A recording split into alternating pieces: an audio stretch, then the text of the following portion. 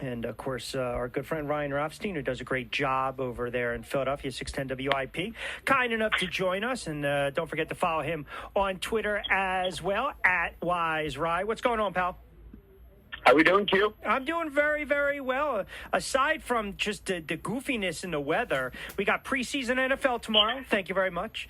We got some good plays in baseball. Thank you very much. And then we've got the madness that is the NBA free agent signing period. And your boy, Ben Simmons, is still a Philadelphia 76er. Yeah, there's a lot going on right now. I honestly, it feels like over the past year, maybe longer, Q, we haven't had, since sports returned, we haven't had a week or a month where we're like, yeah, it's a lull period. Yeah.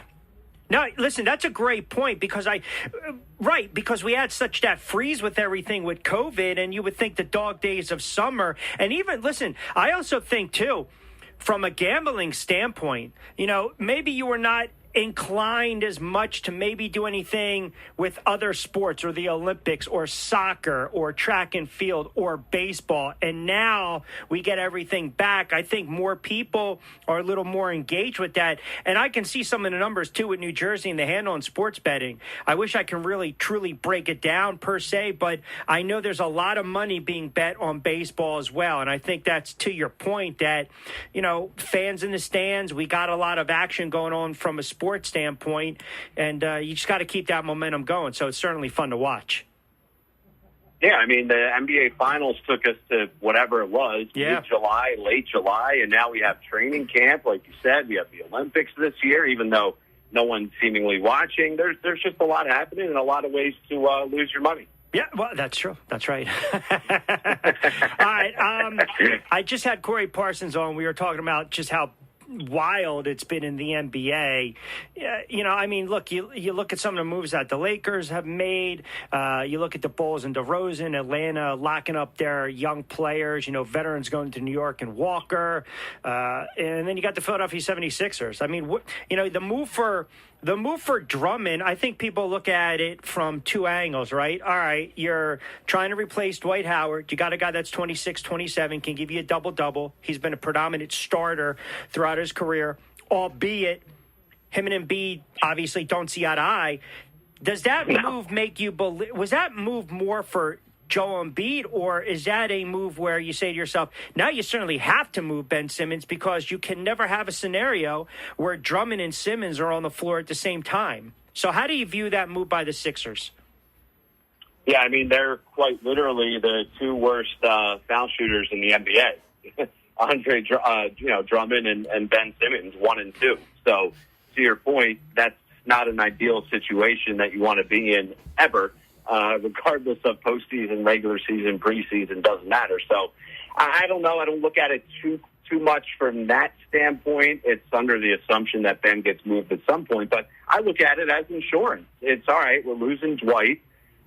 Who can we get in here, veteran-wise, that can obviously, spell Embiid in games for some solid minutes throughout the year, but also, worst case, if Joe misses another 20, 30, 40, 50 games, can we get a veteran in here that can, keep things moving to a degree? I don't love the deal, but you need that insurance for Joel Embiid. I would still like him to address the shooting, even from the big man spot. Yeah, and I don't – listen, I'm really of the belief where I think – and I've had a couple different NBA guys on, so everyone's opinion varies. I've had guys, including Kai Carlin, that said, look, Simmons is getting moved. I mean, it's a done deal. But then Corey Parson brought up a really good point where he thinks someone in the organization is kind of still drinking that Simmons Kool-Aid where, he's selling them on the fact that his game's going to get improved and they're not going to move him. And I just don't know. Yeah. I mean, I don't think it's either. Just to explain that for a second, I don't.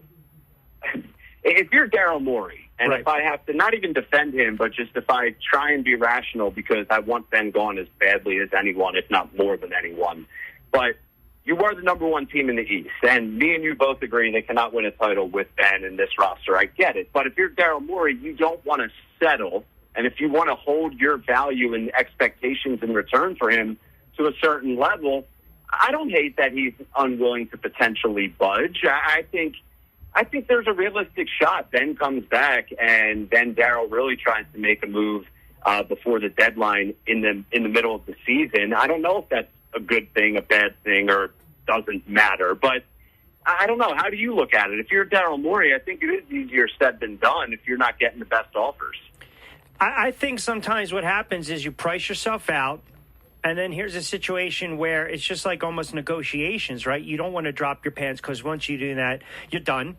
And I think the Sixers, they're waiting so long for this pipe dream because they have in their mind what they want to get back. The problem is the longer you wait, we're right around the corner. And then all of a sudden, if the season starts and he struggles, well, guess what? His value is going to go down. So when was at the highest point, right? When can you have moved Ben Simmons? Well, we really don't know. I don't believe a team, Ryan, out there is willing to give up 3-4 first-round draft. I don't see it, man. I really don't. And I don't know. I don't either. Yeah. I don't even think that's what Morey wants. Like, I don't know if that's just a bluff to put out, like throw people off, even in the league. Like, this is what we're asking, but we really just want an all-star. Like, I don't know what his plan is. If he made that type of move, he ain't done. He's then going to use those assets to make another trade, I would guess. Yeah. I still think the Sixers are going to be hard-pressed to come out of the Eastern Conference. I'll tell you, I think a great move was made by the Nets, and I tweeted this out for Patty Mills. You look at the Bucks; they're defending NBA champs. Atlanta locked up their two young players. Even the Knicks making a couple moves here and there. Chicago with DeRozan. Boston's still kind of an interesting bird. So I think the Eastern Conference, when we everything fell into place last year, if you really break it down, it was right there for the 76ers. It really was. Of course. Because you had teams that had to deal with some injuries and inconsistent play, and they couldn't take advantage of it. I guess my point is I think that the window of opportunity to win a championship with Embiid, to me, it's closing. It's closing pretty fast.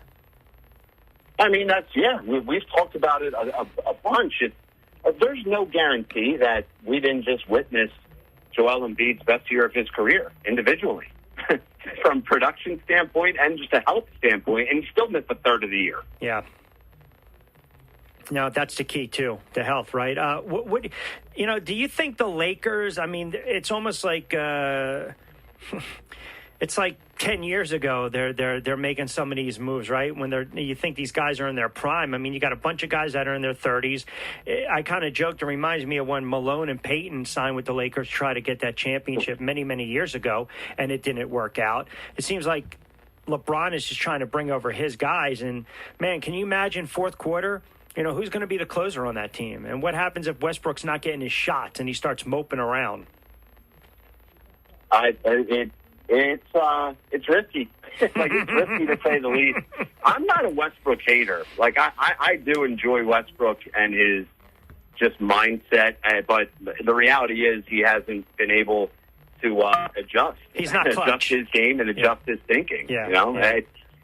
But maybe, if he's ever going to do it, man, it's now. Like, okay, here's LeBron to my left, here's AD to my right. Yeah. What the hell do I need to do and not do to get to the NBA Finals? Yeah. Like, you better have that mindset. And I think the go-to guy is still Anthony Davis. How can it not be?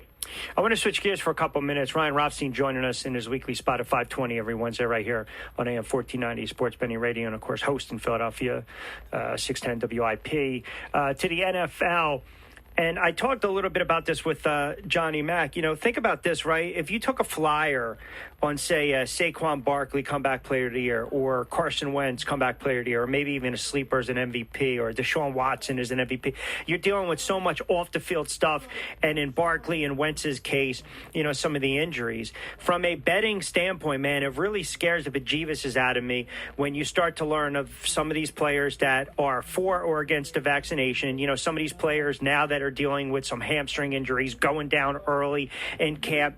It makes me a little weary of how I'm going to approach betting on these games this year. Now, I'll probably do my 4 or 5 where I'll look at 4 or 5 teams, and if I'm really confident, I'll either go with their win total, either over or under. I've got a couple in my mind already. But, man, as far as, like, potentially some individual props here and there and some plays, I already had to rip up my Carson Wentz ticket. You know, I took a flyer on Carson Wentz being comeback player of the year. I mean, they're saying 5 to 12 weeks. I mean, wow, this guy can't catch a break, man. With all that being said, are you looking at the way you approach these games going into the season from a betting standpoint any different than in years past, or all that other stuff is just smoke and mirrors? That doesn't even bother you? No, it's not smoke and mirrors. I think where there's smoke, there's fire. You know, there's a possibility that things are challenging and things are going to be drastically impacted for some of the reasons that you already rattled off, Q. Like, I'm just waiting to see. You know, like, we'll see the direction of this NFL season. We'll have a feel for it once we're a couple weeks in. You know, I don't know what the vaccination levels and percentages are at across the NFL right now. You hear news periodically depending on the team, injuries and the schedule and the past year. Like, there's a lot of X factors. So I'm with you. Like, for me, I'm just waiting and seeing. From the MVP and futures market, yeah, I think there's some guys that you don't touch with a 10-foot pole. The Saquon Barkley's, Carson Wentz, I haven't touched, and obviously you don't now. Dak Prescott even. Like, there's injuries that could be even more affected because of those other X factors that are coming into play. Let me give you a couple of teams. You've got, let me see what stands out. All right, I'll go here. Right now, this is actually updated. This is from Vegas Insider, August 3rd. Let me give you the win total. The Eagles, wow, 6.5. Yeah. 6.5. How about this? Jacksonville, Cincinnati, and Philadelphia, all 6.5. I like the under on Philly. I like the under on Jacksonville. Cincinnati, Cincinnati wins 7. I think Cincinnati wins more than 7 games this year. I don't know. Yeah, I didn't mention Cincinnati. I don't have a great feel. Why do you think that? Because I know the division's tough, but that quarterback is a hell of a player. They've got some weapons on offense, their defense, and I watched them play last year.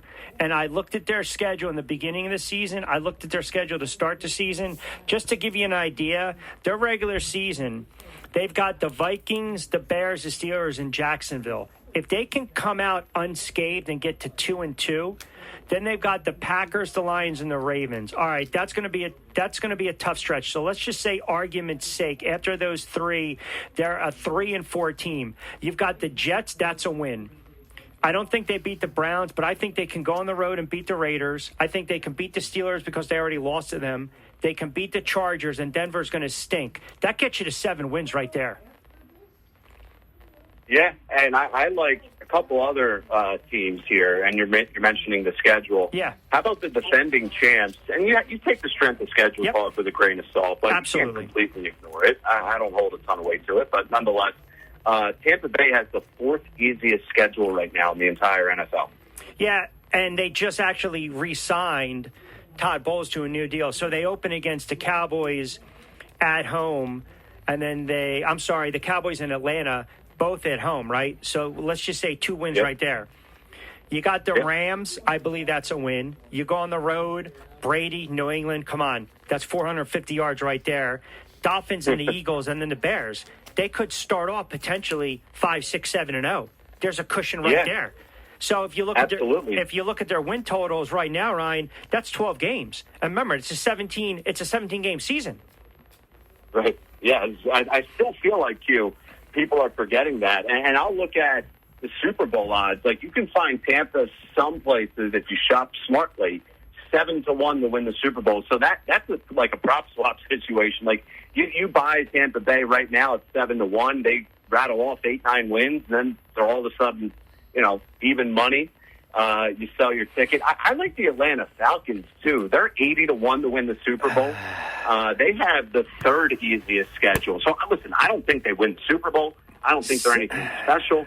But you buy them at 80-1. You can't tell me you don't see them being 20, 25-1, and you can make 4 times your profit at some point. Here's the problem with the Falcons, right? If they lose to the Eagles to start the season, they're going to be 0-4.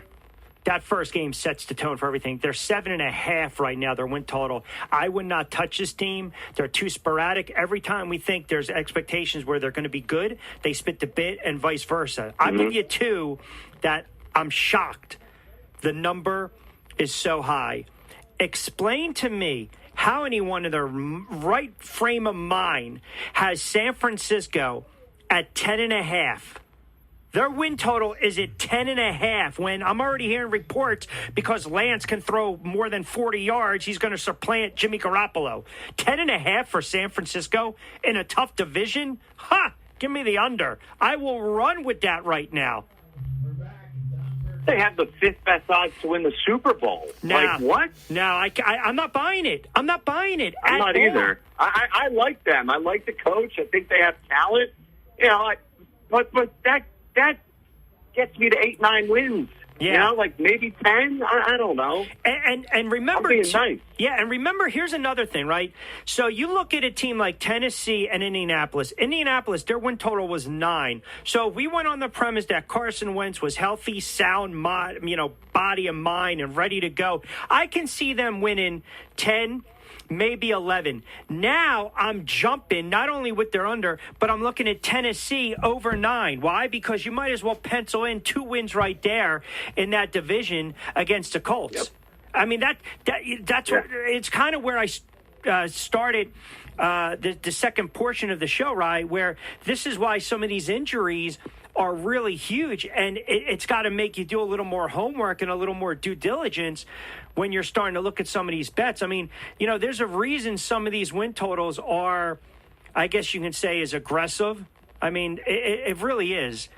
You got teams 10.5, 11. Some teams, man, they're teetering right there. Like the Houston Texans, their win total is 4. I think they're going to stink. And I think at the end of the day, they might not win a game. Exactly. And there's a part of me that really wants to go aggressive. But I'm also a little, what if maybe they're 0-5, then they're 1-6, then they're 2-8, then they're 3-13, and you're like, oh, it comes down, or they're 3-12, and it's coming down to the last couple weeks of the season. You never know what other teams. Yeah, right. You never know what other teams have to play for. No, you really don't, and that's why. Like, I agree with your mindset. That's why, like, if you're gonna do anything right now, like you look at some of long shots, like in that ballpark of the long shots. Try and find some value because all of the uncertainty that we're discussing, I think, for the most part, is pretty valid. Yeah. Now, I'll still have my aggressive approach when need be. But sure. Still. Sure, I don't doubt that. Yeah, I think the Eagles, man, I'll tell you, 6.5. I see a scenario. I said this to Johnny Mack. I said, it's not going to shock me if Hurts struggles 5-6 games and they, 5-6 games in, if they're 1-5, 2-6, and he's really regressed, and I hope that's not the case, I can see them sitting him for a couple games, and you go with Flacco. Well, don't lie. Don't say you hope that's not the case. You don't really care. But the other thing is... Well, hold on. I don't really care. But I said last week to you, Q, forget Jalen, regressing. I think even if he plays, solid out in the first half of the year, that first 6 games on the schedule is a bear. But whether he's regressing or progressing, that's going to be tough to come out of that 500. All right, we'll do that little dicey game that I hate to play. You open up on the road against your Atlanta Falcons. You want to give them a loss? Yeah, I do want to give them a loss. Rookie quarterback, rookie head coach, Essence on the road. Come back home against a favorite to come out of the NFC. You mentioned San Francisco. I think they look better. The Eagles do. I think it could be a close game. I'm giving San Fran a win. All right. On the road against Dallas. That's a complete toss-up. The Philly's going to be an underdog. We know that. All right. So let's just say... Let's give them a win. All right. Well, all right. There you go. Green starting to bleed. 50-50. All right. I'll give you the win. I'll give you the win. You going to beat the Chiefs? You going to beat the Chiefs? Or I should say the Eagles going to beat the Chiefs? No. So now 1-4. Carolina, people think Carolina is going to be a really good team or a bad team.